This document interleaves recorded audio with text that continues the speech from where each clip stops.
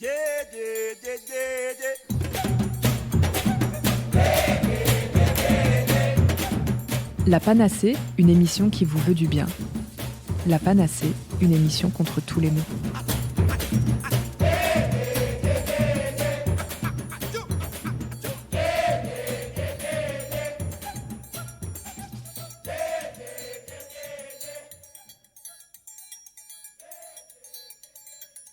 Bonjour et bienvenue dans l'émission de la Panacée sur Radio Escapade. Vous le savez, dans cette émission, nous aimons partager notre culture générale sur différentes thématiques de santé et d'hygiène de vie. Aujourd'hui, avec Fab, nous aimerions parler de la fatigue. Ou plutôt des fatigues, car il en existe plusieurs formes. Restez avec nous pour en savoir plus. Yeah, yeah, yeah, yeah, yeah.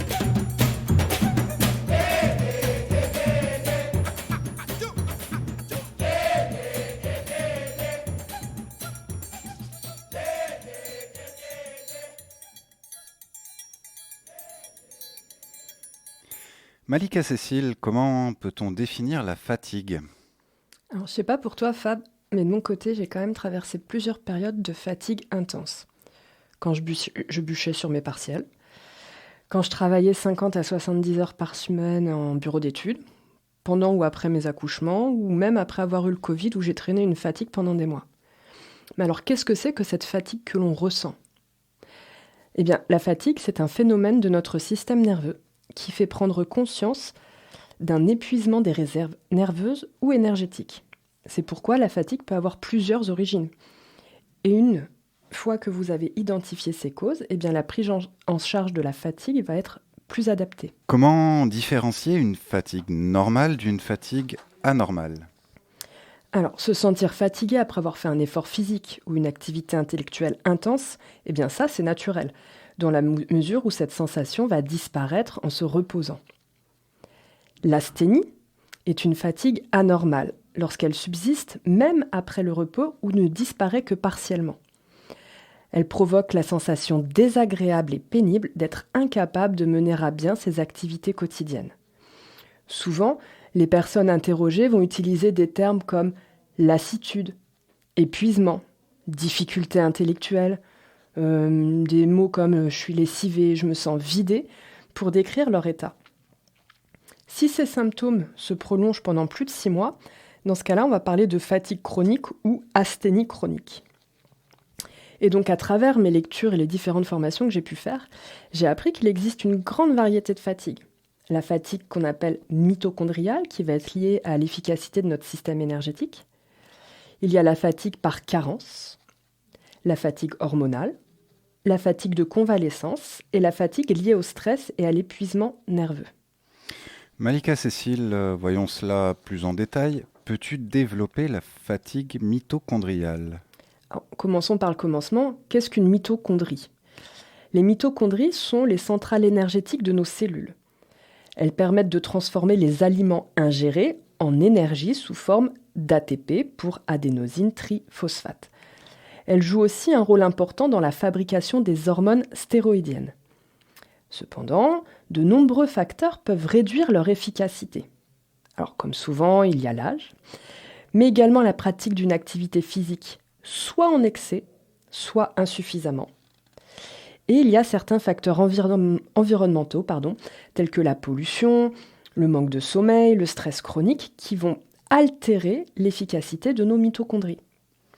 Et quelles sont les bases pour permettre un bon fonctionnement de nos cellules énergétiques?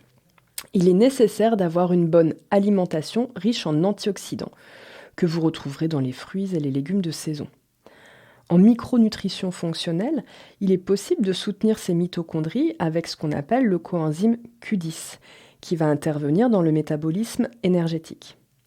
Celui-ci est mieux assimilé en présence de gras. Et dans l'alimentation, vous pourrez en retrouver dans les viandes, les petits poissons gras, les noix variées, etc. Que peux-tu nous dire de la fatigue par carence? Alors, les carences nutritionnelles correspondent à un apport insuffisant en nutriments qui sont essentiels au bon fonctionnement de notre organisme. Par nutriments, on entend macro et micronutriments. Donc il va y avoir les macros avec les glucides, les protéines, les lipides, et les micronutriments avec les vitamines, les minéraux, les oligoéléments, etc. L'insuffisance de ces apports peut provoquer de nombreux symptômes, dont une grande fatigue accompagnée d'une baisse d'énergie. Donc on va prendre quelques exemples pour illustrer ça. Parlons de la carence en fer. C'est une des plus fréquentes. On l'appelle aussi anémie ferriprive et elle peut amener à une baisse des globules rouges dans le sang. L'organisme est alors moins bien oxygéné, ce qui génère un état de fatigue. En plus de la fatigue physique et psychique, on peut noter une certaine pâleur, de la sécheresse cutanée, des difficultés à l'effort, des vertiges, des palpitations. Parmi les aliments riches en fer, on peut citer évidemment la viande rouge, mais il y en a aussi dans le poisson, les légumineuses comme les lentilles, dans les huîtres, les moules, la mâche, la roquette, le mûrier blanc, le sésame, le fenouil, les légumes verts comme les épinards. On peut en trouver dans la spiruline, le jaune d'œuf. Donc vous voyez qu'on peut avoir quand même des apports en fer avec une alimentation variée. Un autre exemple de carence qu'on peut avoir, ça va être les carences des vitamines du groupe B, qui elles sont essentielles à la production d'énergie. Si l'on considère par exemple les vitamines B12 et B9, elles sont impliquées dans la production des globules rouges, le renouvellement cellulaire, la synthèse des protéines et le fonctionnement du système nerveux. Donc rien que ça représente beaucoup de fonctions dans notre corps. Et donc, une carence en vitamine B12 va se manifester notamment donc, par une fatigue, vous l'aurez compris, une baisse d'énergie, toujours de la pâleur, des difficultés de concentration et de mémorisation. On peut aussi avoir des crampes et des douleurs musculaires, des troubles de l'humeur et une sensibilité accrue au stress. La vitamine B12 provient principalement des aliments d'origine animale. C'est pourquoi le véganisme, sans supplémentation, peut causer ce type de carence. Les aliments dans lesquels donc, on retrouve principalement les vitamines du groupe B vont être la volaille, la truite, le maquereau. On en trouve aussi dans les céréales complètes, le foie de certains animaux, les huîtres, les moules, le saumon et les fromages. Un autre exemple de carence, ça va être la carence en vitamine C. Elle contribue, elle, à la formation notamment des membranes cellulaires, du collagène, au maintien des dents et des gencives saines, au bon fonctionnement du système immunitaire, à la bonne absorption du fer, à la cicatrisation. Bref, on en a vraiment besoin. Et les symptômes d'une carence en vitamine C sont effectivement de la fatigue, un manque d'énergie, mais il y a aussi la fragilisation des os, une peau qui va être plus sèche, une tendance à être un peu plus irritable, des personnes qui vont cicatriser plus lentement, avoir des gencives saignantes, et une baisse des défenses immunitaires. Alors, pour prévenir les carences en vitamine C, bon ça c'est un peu plus connu, il suffit de consommer des fruits et des légumes crus comme les brocolis, les choux de Bruxelles, les agrumes, donc orange, citron, pamplemousse. On trouve aussi beaucoup de vitamine C dans les poivrons rouges, les kiwis, les kiwis et les jus de fruits et légumes frais. Et enfin, parlons du chocolat, du magnésium. Celui-ci est indispensable à la bonne formation des os et des dents et au bon fonctionnement des muscles et des nerfs. Une carence en magnésium va pouvoir se manifester par des symptômes comme de la fatigue évidemment, mais aussi des vertiges, des nausées, des sensations d'engourdissement, de picotement dans les doigts, peut-être des maux de tête, des crampes ou des douleurs musculaires, des états dépressifs et des troubles du sommeil. Donc, au niveau alimentaire, vous trouverez du magnésium dans le chocolat noir, vous l'aurez compris, mais aussi dans les noix, les algues, les légumes verts, etc. Donc aujourd'hui, je vous ai quand même donné pas mal de raisons d'aimer les légumes verts, je crois. Allez, on va faire une petite pause musicale avec Rallumeur d'étoiles d'Ashkal et Saltimbanque, et on se retrouve dans quelques minutes pour la suite de l'émission de La Panacée, une émission qui vous veut du bien.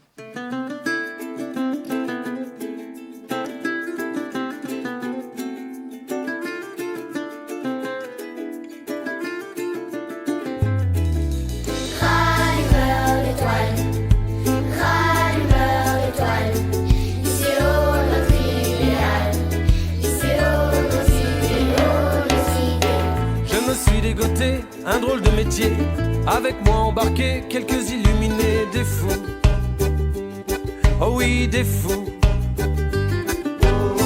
Je leur ai proposé pour unique salaire de la traînée de poudre d'étoiles polaires, d'accord. Ils m'ont dit d'accord. À la tombée du jour, quand le monde est KO, Là qu'on sort les échelles et les chalumeaux, Franco, on grimpe là-haut. Perchés sous les étoiles, givrés que nous sommes, dans la nuit noire, nous travaillons pour les hommes, encore. Nous travaillons encore, et encore, et encore.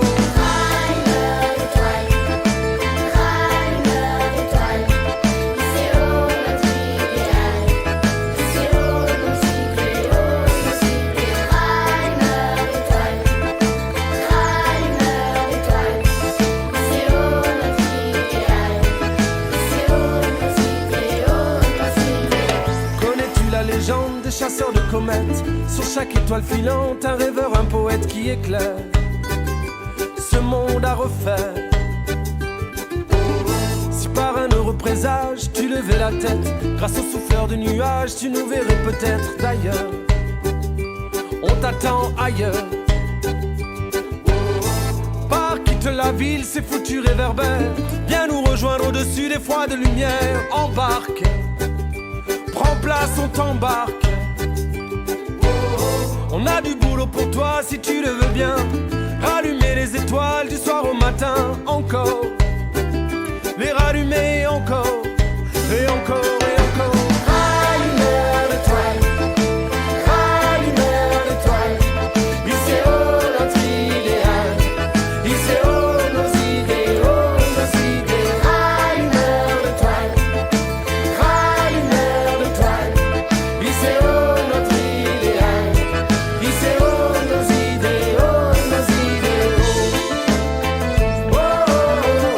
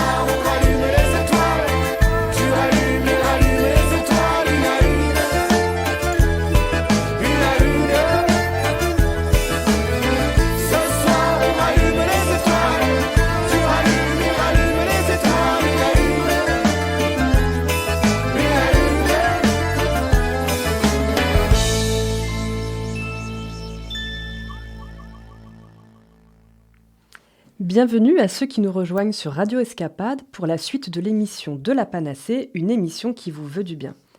Aujourd'hui, avec Fab, nous parlons des différentes formes de fatigue. Malika Cécile, que peux-tu nous dire de la fatigue liée au stress ? Eh bien, une vie quotidienne bien remplie rime souvent avec une sensation de fatigue, appelée aussi asthénie, mais il peut s'agir d'un véritable problème de santé lorsqu'elle devient persistante. Ce qu'il faut comprendre de cette forme de fatigue, c'est comment agit le stress sur nous. Il y a le stress aigu, également appelé un stress positif, qui correspond à une phase d'alarme. Spontané, il survient quand soudainement le corps est soumis à une agression. Elle peut être de toute nature, ça peut être un accident, une maladie, une agression, ou même parler dans un micro à la radio. Donc peut-être au moment même où je suis en train de faire cette émission, mon organisme est dans une phase de stress positif. Et dans cette situation, le cerveau ordonne aux glandes surrénales de fournir de l'adrénaline en suffisance pour qu'un afflux de sang et d'oxygène apporte une certaine puissance aux muscles et augmente la vigilance du cerveau. Le rythme cardiaque peut s'accélérer, les pupilles se dilatent, et cette phase consomme beaucoup d'énergie, mais a probablement sauvé l'espèce humaine fuyant devant ses prédateurs. Et donc, à la fin de cette chronique, heureusement, mon organisme va pouvoir entrer dans une phase de repos-récupération physiologique. Sinon, je risquerais de m'épuiser. Le problème de notre société occidentale, c'est que bien souvent, le stress perdure au-delà de la phase aiguë positive. On entre dans ce qu'on appelle la phase de résistance.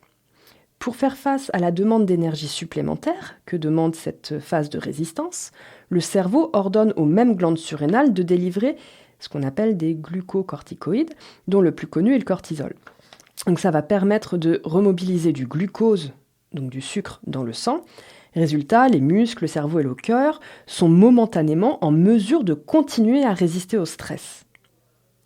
Le stress chronique ou stress négatif survient lorsque l'organisme a usé toutes ses ressources adaptatives. Et c'est un cercle vicieux qui se met en place. Le cerveau ordonne en continu la production de cortisol en vue de maintenir l'équilibre interne, mais ce dernier est profondément perturbé par ce flux continu, grand consommateur d'énergie. Il en résulte quantité de désagréments comme une fatigue excessive, un système immunitaire qui devient défaillant, le sommeil qui est complètement perturbé. On peut avoir des problèmes métaboliques comme du diabète, prendre du poids, faire de l'hypertension artérielle. Et ce phénomène s'accompagne d'un besoin de compensation. Donc certains auront ce que moi j'appelle des sugar blues, c'est-à-dire qu'ils auront envie de sucre le soir pour un peu se redonner un coup de fouet. D'autres iront vers le tabac, l'alcool ou d'autres substances. Et le plus tragique, c'est que dans la recherche d'un coup de boost pour tenir le coup, les personnes vont augmenter leur consommation de café et s'épuiser davantage. En plus de provoquer une fatigue générale de l'organisme, le cortisol libéré en excès lors d'un stress prolongé va perturber la synthèse de neuromédiateurs essentiels à notre bien-être, notamment la sérotonine qui est impliquée dans l'humeur et le plaisir. Et sa diminution risque donc de conduire à des états dépressifs. Donc à ce moment-là survient ce qu'on appelle le burn-out ou syndrome d'épuisement psychique et physique. Et d'un point de vue physiologique, en fait, les surrénales ne peuvent même plus fabriquer de cortisol. Et un matin, la personne ne peut plus sortir du lit. Elle est en incapacité de se lever. Et vraiment, pour récupérer physiquement et émotionnellement d'une telle épreuve, il faut compter parfois 1 an, 2 ans, 3 ans. C'est très très long. Que faire en cas de fatigue liée au stress ? Il existe de nombreuses techniques pour gérer son stress. Déjà, peut-être réorganiser son quotidien et les tâches qu'on a à accomplir pour soulager en fait toute cette demande. On peut aussi pratiquer la cohérence cardiaque, faire du yoga, etc. Et une méthode simple à laquelle on ne pense pas forcément, c'est la luminothérapie.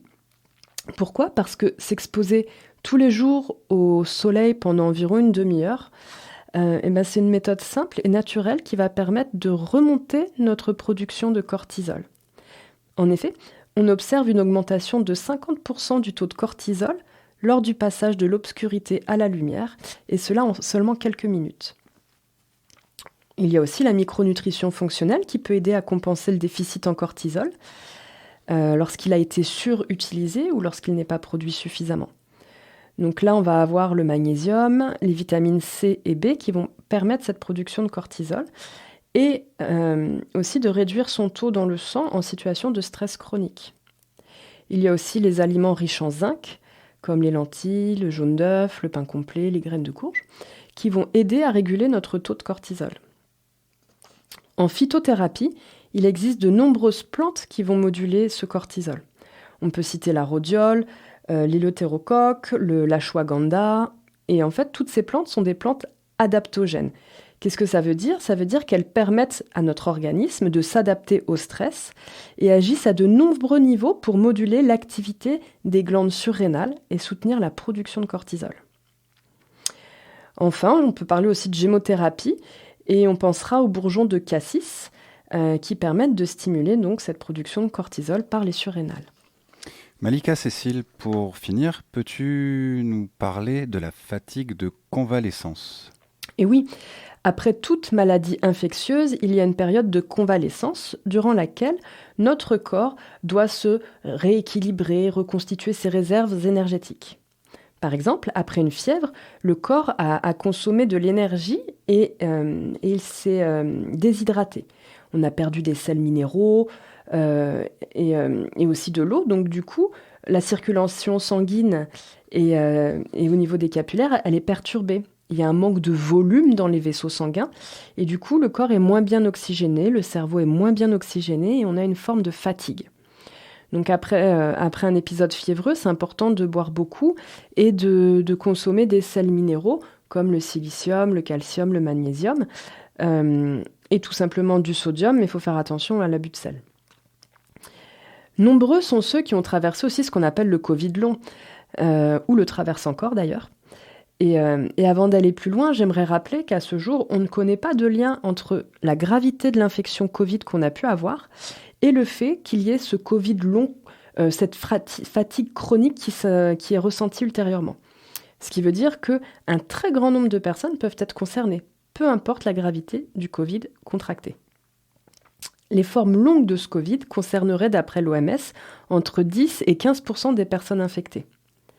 Si les symptômes communs disparaissent généralement au bout d'un mois, une partie des malades continuent de présenter pendant plusieurs mois une fatigue persistante, la perte de l'odorat, du goût, des difficultés à l'effort avec beaucoup d'essoufflement, des céphalées, des douleurs un peu diffuses. Certains présentent même des troubles cardiaques ou ont tendance à perdre l'équilibre, des difficultés pour se concentrer, des troubles de la vision et un peu un état d'anxiété, dépression. Alors, ce qui est intéressant, c'est qu'il y a une équipe internationale qui propose une hypothèse pour expliquer ce phénomène. Pourquoi ? Parce qu'elle a constaté que, donc dans son étude, sur 185 patients, il y avait 2/3 qui souffraient du Covid long et qui présentaient une réactivation d'un virus qu'elles avaient contracté auparavant, donc Epstein-Barr, qui est lié à une réponse inflammatoire induite par le SARS-CoV-2. Donc les auteurs suggèrent, sur la base de leurs travaux, que les formes longues de Covid pourraient être en réalité liées à une réactivation du virus d'Epstein-Barr, et non pas simplement le SARS-CoV-2. Mais alors, donc, est-ce que cette observation peut être étendue à d'autres virus dormants que l'on pourrait avoir et expliquer que beaucoup de personnes aient ces symptômes ? Là, il faudrait encore poursuivre les recherches. As-tu quelques recommandations pour les personnes concernées ? Alors, j'ai pu lire différentes choses sur le sujet. Certaines personnes se sont senties moins fatiguées après une supplémentation d'1 mois en vitamines, minéraux et acides gras. Pourquoi ? Parce que ça a permis au système immunitaire et énergétique de se renforcer. Il y a certaines équipes de recherche qui se sont tournées aussi vers l'écorce de pin maritime, tout simplement parce qu'elle est riche en procyanidines, qui sont des tanins au pouvoir antioxydant très très fort. Et des études antérieures ont montré que ce pain maritime était intéressant pour la microcirculation, la protection des parois des vaisseaux. Et des recherches de plus en plus nombreuses s'intéressent à l'intérêt possible de ces antioxydants dans la lutte contre les conséquences du Covid. Après, depuis l'apparition du Covid, même s'il existait depuis longtemps, de nombreux chercheurs se sont penchés sur la compréhension de l'inflammation et de sa cascade de cytokines. Donc, on parlait de cascade cytokinique pendant la pandémie. Il ressort que les mitochondries dont on parlait tout à l'heure sont durement éprouvées par cette maladie. Parce que ces petites centrales énergétiques situées au cœur de nos cellules brûlent à chaque instant des sucres, des graisses et de l'oxygène pour produire de l'énergie. Le dysfonctionnement de la respiration mitochondriale pourrait expliquer aussi les formes traînantes du Covid. Certains malades expriment des symptômes aussi neuropsychiatriques sous la forme d'une espèce de brouillard cérébral. Et les mitochondries du système nerveux central exigent des niveaux très élevés d'oxygène pour produire de l'énergie. L'infection au SARS-CoV-2 peut entraîner des troubles neurologiques aussi à long terme en perturbant ce qu'on appelle la microglie, c'est-à-dire le système immunitaire du cerveau.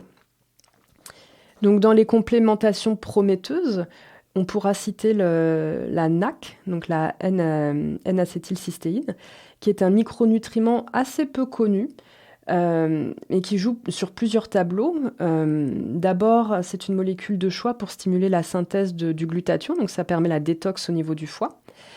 Et les virus à ARN comme le Covid ont besoin de diminuer le glutathion dans les cellules pour se répliquer. Donc en apportant du glutathion, finalement on perturbe leur processus de réplication. Par ailleurs, une des conséquences observées de cette supplémentation en NAC est une diminution significative de ce qu'on appelle les TNF-alpha et interleukines pro-inflammatoires. Donc là aussi, c'est intéressant par rapport à cette cascade cytokinique dont on parlait et à toute l'inflammation et les complications qu'on a pu voir dans le Covid. Donc voilà, il me semble, Fab, que nous avons fait le tour des principales formes de fatigue avec des pistes d'accompagnement à chaque fois. Je vous donne donc rendez-vous dans un mois pour une nouvelle émission de La Panacée sur Radio Escapade. C'était Fab et Malika Cécile. Je vous dis à bientôt. Yeah, yeah, yeah, yeah, yeah.